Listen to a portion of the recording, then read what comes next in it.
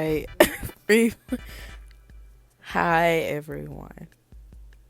Um, I guess this is like a voice reveal. I got tired of writing a script and putting it into text to speech, and from now on, I'm just gonna do these little, cute, uncensored little videos, and hopefully that'll be easier. And yeah, if my voice is annoying or nasally or breathy, it's because I'm laying down. But it won't be like that the whole video. So yeah, let's go. So today I'm going to be discussing some comebacks that I thought were underwhelming and just not the best. I don't intend to spread any hate towards these groups. I stand literally all of them. They just, these comebacks just weren't their A game, and that's okay. I got this idea from Sugiology. I guess that's how you say it. I'm not sure. Yeah, be respectful in the comments. That's all I have to ask. So let's just go.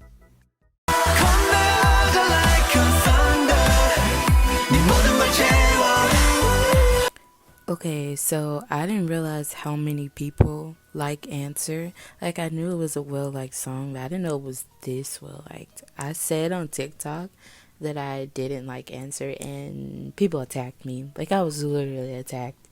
But anyways, I just don't like Answer. It gives off like a champion like vibe that I'm not really into. Like, I know the message is positive, but I'm not judging it as a statement.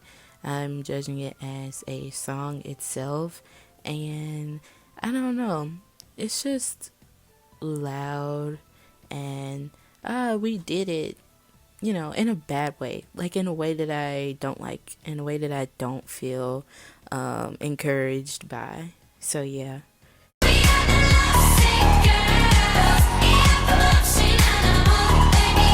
The thing with Lovesick Girls is that it's not even a bad song. I just think they didn't pull it off very well. Not to say that they sung bad or rapped bad or whatever. I just think Lovesick Girls sounds different than what Blackpink should do. And I'm not saying that they should only stick to one concept, because I think it's good that they're experimenting with their concept, their sound, and changing their sound. I just think this wasn't the route they should have taken. I think they should have done something else. But I do appreciate the fact that they're switching it up. I appreciate that a lot. Lesser Girls also kind of sounds like it's from 2014, but everyone has said that, so yeah.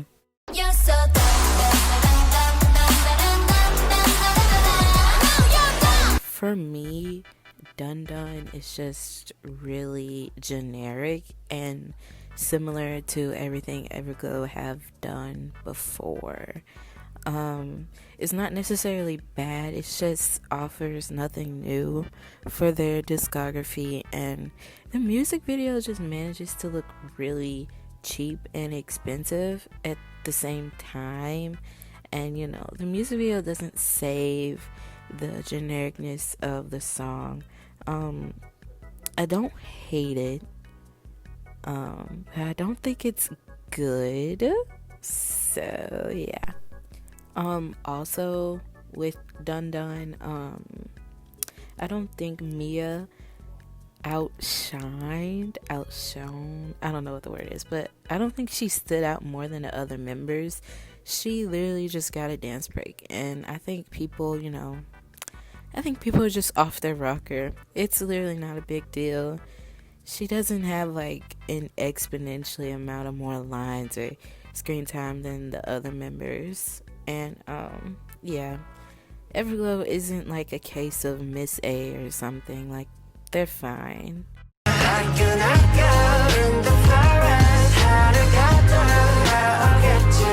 Just like Answer by Ateez, I think the message of the song is really good, but the message isn't enough for me to like it.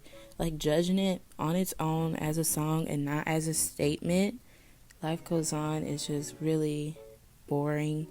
And I don't think it's bad. I think they sounded good. I think they sung well. But I'm not really into slow songs. Like, I don't even like Spring Day, y'all. I'm not really into that genre that BTS released. And so I think Life Goes On would have been better. Whew, I'm out of breath. Wait. Okay. I think Life Goes On would have been better as like a gift instead of a title track to their album. So yeah.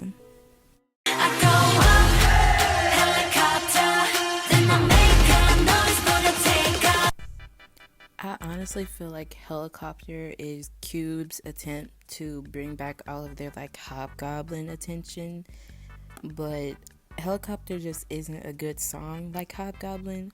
CLC are really capable of pulling off Girl Crush because they've shown that before, but Helicopter is not an example of them pulling it off. It's just a bit too much, I'd say. Like, they could have easily toned it down 10 notches and it would be more impressive and more badass and more confident. It's just kind of cheesy and it kind of just feels like a cash grab, to be honest. And it's not really a way to come back after a year, nearly a year. So yeah. I did like the part where the fan like blows their hair and they say I go up helicopter. I think that was nice. But that's pretty much it. Everything else, yeah, kind of bad.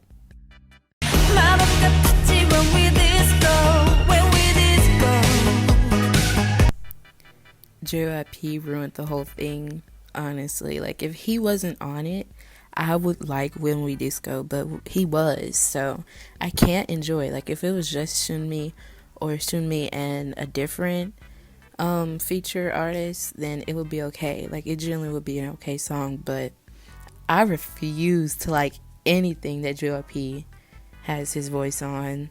So other than that, JYP at the beginning of songs, if he says anything more than that on a song, I don't like it. I refuse to like it. So yeah. Also, isn't it weird that JYP knew Sunmi since she was like a teenager and he was like in his 20s, 30s, and now they're doing a romantic concept, I just think it's weird, I think he's weird. I don't like JYP.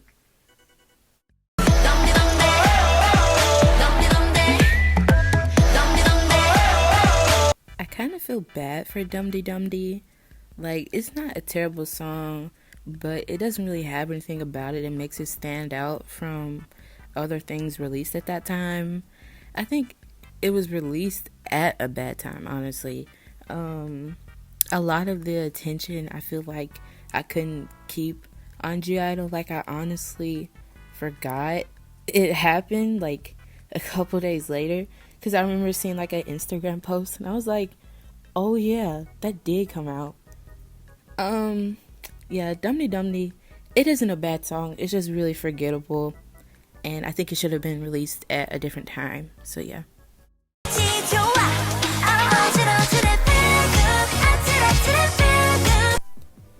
I sometimes wonder if From It's 9 got new producers or something, because Feel Good sounds so different from anything they released before it. Like, all of their comebacks were so good, and then they released Feel Good, and I was like, what?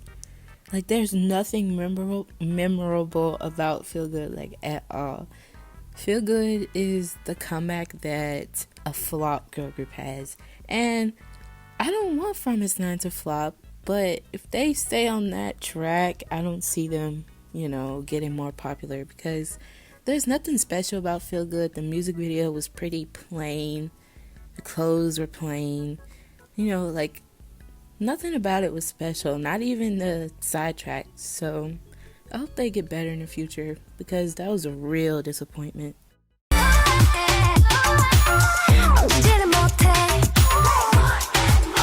I personally just don't think More and More knows what it wants. Like at one point it'll be something, and then at the next point it'll be something else. And I listen to NCT. Incoherent songs isn't really a problem for me. I just think more and more wasn't really pulled off well, and JYP, kind of spoiled the whole song basically before it was released. So there was no build up, there was no hype. I wasn't excited, and it was very forgettable. And I think the clothes were nice. I don't know if people like the styling for more and more, but I do personally. But yeah, that's really the only good thing. Other than that, it's just lackluster in general.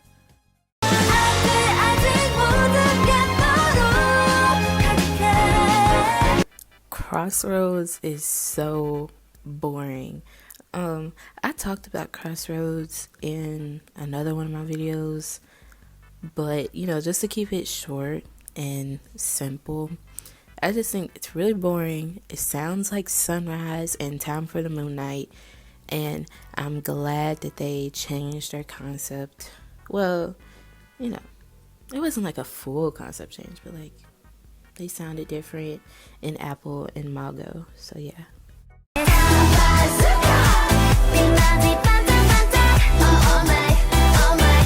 Bazooka was a real letdown for me. I liked all of their discography before Bazooka. I thought it was so good. And then they released this, and I was just like, that's not gonna work. Like, Bazooka is really generic, and it's just a sound that I would never have expected from them.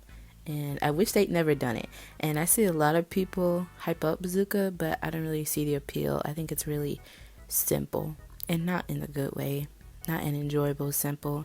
And the music video just looks like every music video ever.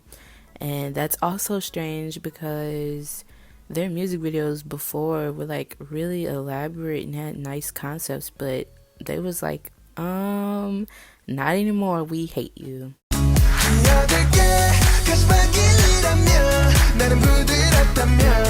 It's really unfortunate that ikon lost a member, but in order to show people that you can still do good, you can still make good music even though you've gone through hardships, Dive doesn't really prove that. Dive really isn't a good song, and it just makes me feel bad for them, because it's like, you lost a member and now your music is bad. That's so sad.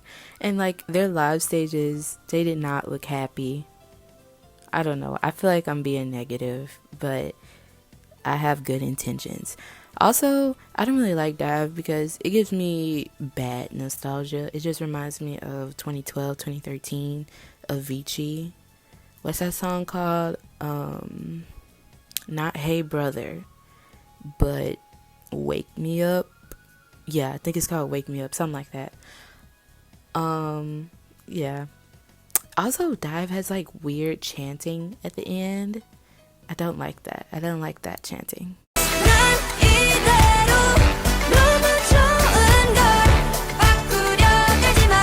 There must be something wrong with me because I have never understood the hype with Who Dis. I didn't like it then, I don't like it now, and I just don't understand why y'all were hyping it up. I really don't. All that, what's the instrument? Trumpet? I don't know. It just didn't sound good. I don't like it like at all. I don't like anything about it. Secret Number are talented. They seem like nice girls, but that song wasn't good. And I found it really strange how they were in first place with Mama Rookie voting. But yeah, I was like, who's listening to Secret Number? But yeah, I don't like Who Dis.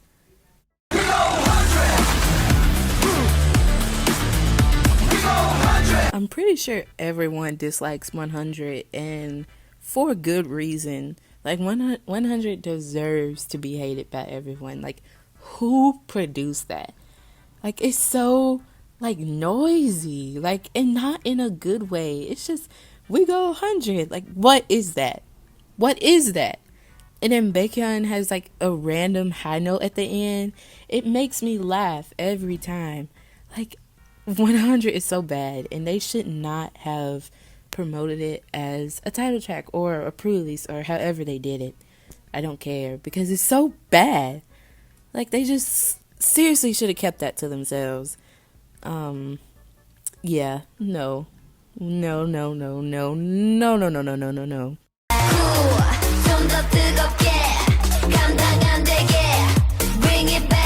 I ain't gonna lie, I had to re-listen to Cool in order to talk about it, and I like the first verse, but the chorus, no, it doesn't match.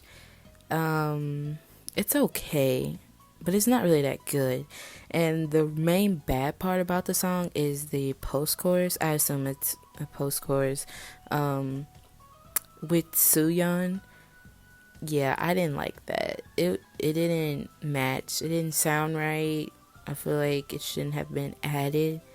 They lost the hype right there, and they never built the hype back up. Like I was into it with the first verse, and they lost me when that part after the chorus came. So sorry, Cool, but I do not like you.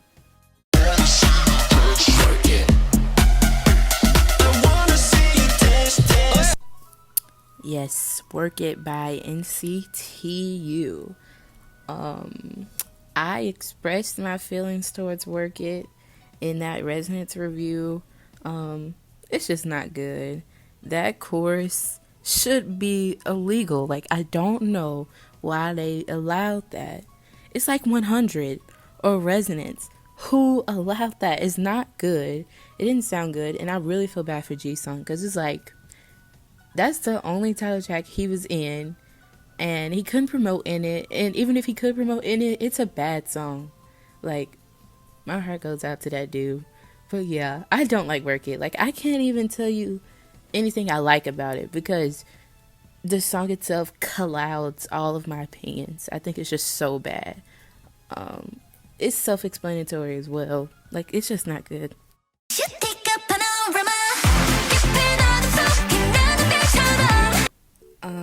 Panorama sounds like Violetta and Lavi and Rose and Fiesta all in one.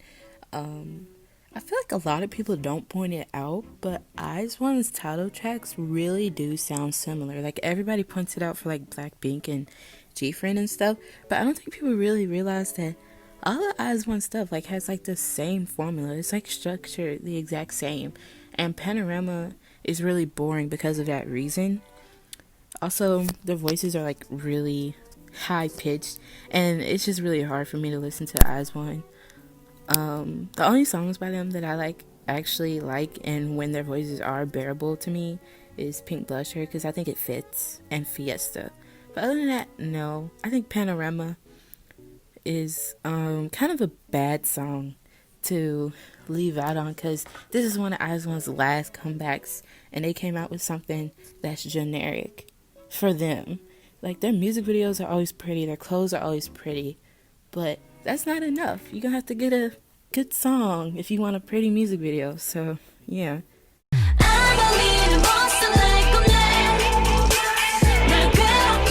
I just think I don't like Monster as much as everyone else. I don't think Monster is a bad song because it's kind of hard for Red Velvet to go wrong music-wise. But I think for me, it just didn't stand out as much as it did to everybody else. I thought Naughty was good. I did like Naughty, but Monster isn't really for me. And I don't like the music video either. The colors, like the concept is okay, but I think they should have used different colors because I do not like orange and blue. Even though they are complementary colors, I still don't like them together. Just tell me what you're waiting for. Baby, I've been waiting for. You want this time I'm fading. I'm gonna need Somi to do something different because I wouldn't say that her concept doesn't fit her. I just don't think her concept is outstanding, and I don't think it's special enough to make it the concept of a solo artist. that hasn't existed for a long time, because I don't think she's gonna really pull the attention of many more people if she releases, like boring stuff like Birthday and What You're Waiting For. They're both simple. Neither of them are bad. I really don't think What You're Waiting For is bad, or Birthday, but I think they're simple and they're not out of the box, and I think she should experiment more. So yeah, and release an album, or at least a mini album. Like, she has like 3 songs, y'all. 3.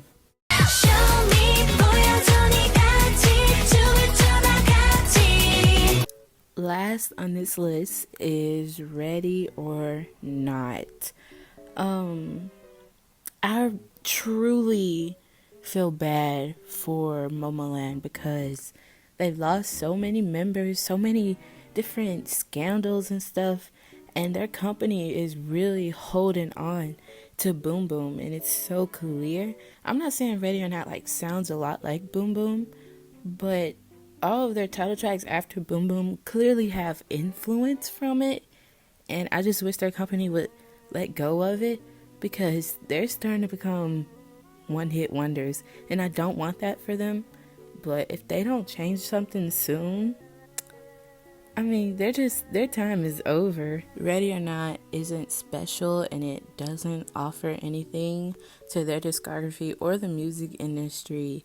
The styling isn't crazy. There's nothing crazy about it. There's nothing outstanding about it to put attention back on Momoland. And I think for now, and probably until they disband or, move on, they're just gonna be kind of on the back burner of people's minds if they don't change it up. And so yeah. Okay, you guys, that's it for this video. Thank you for watching this far. I do plan on making my favorite comebacks of this year version of this video in the future. I don't know how long it'll take, but look out for that.